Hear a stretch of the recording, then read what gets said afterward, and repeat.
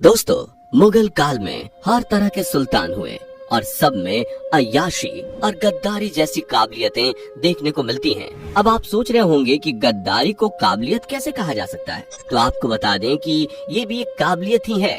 अब हर कोई गद्दारी भी नहीं कर सकता। दोस्तों, जैसे ज्यादातर मुगल गद्दार थे, वैसे इन सब की बेगमें भी गद्दार थीं।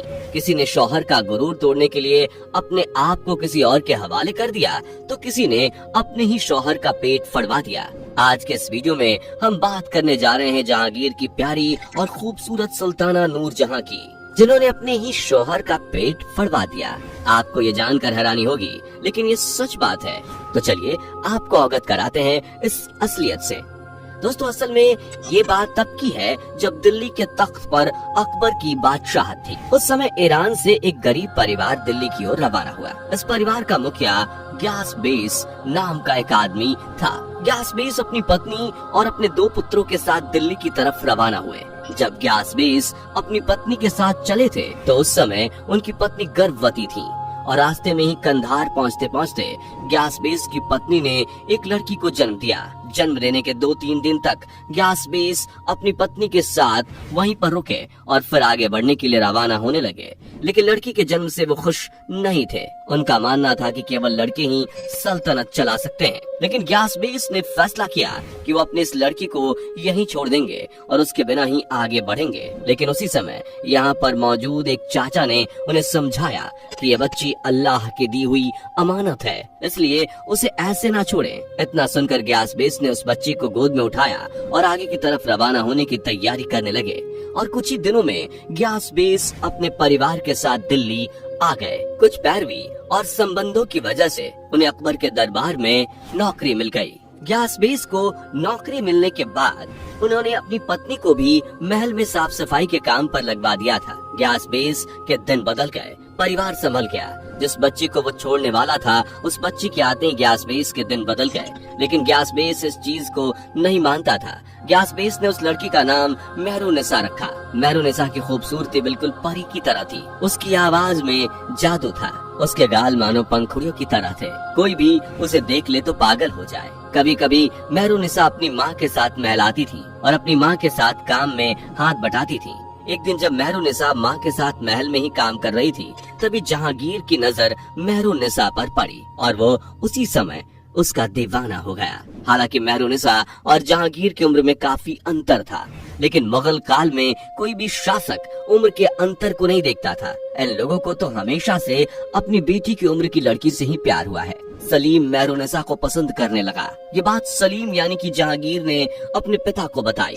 अकबर सुल्तान थे और ये बिल्कुल नहीं चाहते थे कि उसके बेटे की शादी एक नौकर की बेटी से हो। जब ये बात सलीम को पता चली, तो सलीम ने खाना पीना छोड़ दिया। अकबर ने ये सब देखते हुए ग्यासबेस को आदेश दिया कि अपनी बेटी की शादी दिल्ली से कहीं दूर कर दो। ग्यासबेस ने ऐसा ही किया और अपनी बेटी की शादी शेर अफगान नाम के एक व्यक्ति से कर दी। लेकिन कहते हैं ना कि इश्क की आग जब जलती है तो वो बुझाए नहीं बुझती।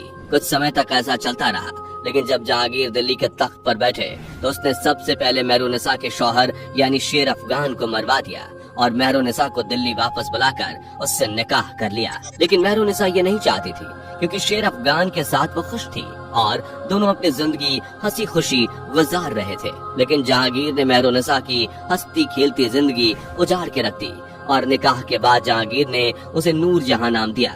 उसे नूरजहां नाम तो दिया गया, लेकिन उसकी जिंदगी में कोई नूर नहीं था। कहते हैं कि निकाह के बाद जब जहांगीर के कक्ष में नूरजहां ने कदम रखा, तो जहांगीर ने सबसे पहले उससे बिना कुछ बोले ही उसके कपड़े फाड़ दिए और पास रखे चाबुक से उसकी पीठ, छाती और प्राइवेट पार्ट पर खूब प्रहार किए। और ऐसा उसने इसलिए किया क्योंकि जहांगीर का कहना था कि नूरजहां के शरीर के हर हिस्से को शेर अफगान ने छुआ होगा, और जब नूरजहां के हर उस हिस्से से खून नहीं निकलता जहां शेर अफगान ने उसे छुआ है, तब तक नूरजहां पाक नहीं होगी।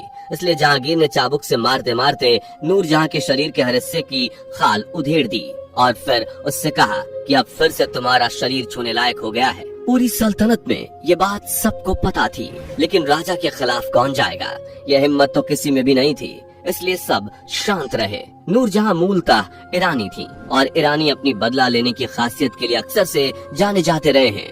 नूरजहां भी उस समय कुछ नहीं कर सकती थी।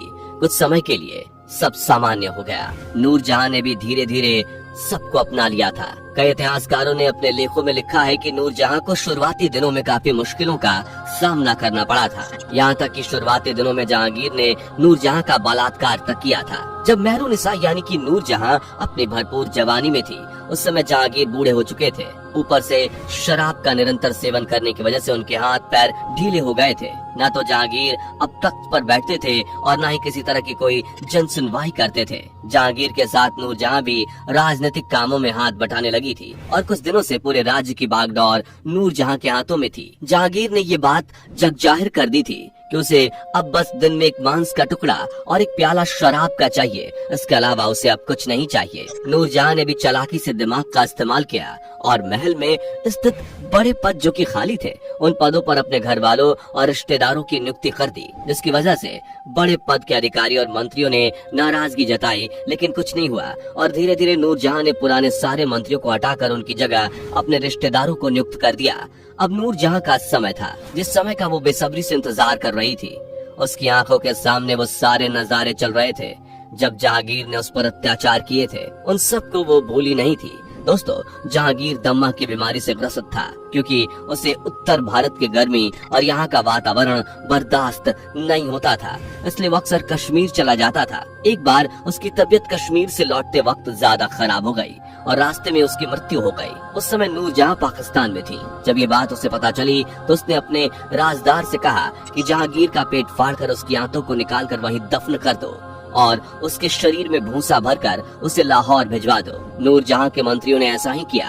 जहांगीर का पेट फाड़कर उसकी आंतों को वहीं कश्मीर में दफना दिया गया और जहांगीर के शरीर में भूसा भरकर लाहौर के लिए रवाना कर दिया गया। नूरजहां ने ऐसा इसलिए किया क्योंकि उसने ये मन में ठान लिया था। दोस्तों, जहांगीर इतिहास का सबसे बदनसीब सुल्तान था और उसने इस बात को करके भी दिखाया था, जिसे मौत के बाद पूरी तरह से शांति भी नहीं मिली और वो एक जानवर की तरह दो हिस्सों में बांट दिया गया। पाकिस्तान के लाहौर के शाहदारा में जिस जगह पर जहांगीर का शरीर दफन है, वहाँ पर मजार बनी है और लोग वहाँ इबादत करने आते हैं। शुरुआती दौर में ये बातें किसी को नहीं पता थी, लेकिन जहांगीर के खास मंत्री ने इस बात का जिक्र किताब तुर्क के जहांगीरी में किया है। दोस्तों, ऐसा नूरजहां ने इसलिए किया क्योंकि जहांगीर का जन्म कई मन्नतों के बाद हुआ था, क्योंकि अकबर की कोई भी संतान जिंदा नहीं बच रही थी। इसलिए उन्होंने सलीम चिश्ती की दरगाह पर मन्नत मांगी थी और जब ये बात जहांगीर को पता चली थी तो उसकी इच्छा थी कि उसके मरने के बाद उसे दिल्ली में ही दफनाया जाए, लेकिन नूरजहां ने ऐसा होने नहीं दिया।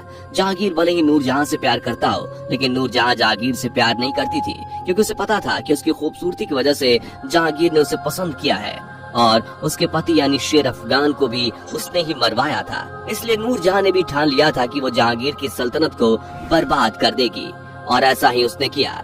जहांगीर की मौत के बाद नूरजहां ने सत्ता को त्याग दिया और शहरयार को सम्राट घोषित कर दिया, जिसकी वजह से मुगलों में आपस में गृह युद्ध छिड़ गया, क्योंकि शहरयार जहांगीर का सबसे छोटा बेटा था।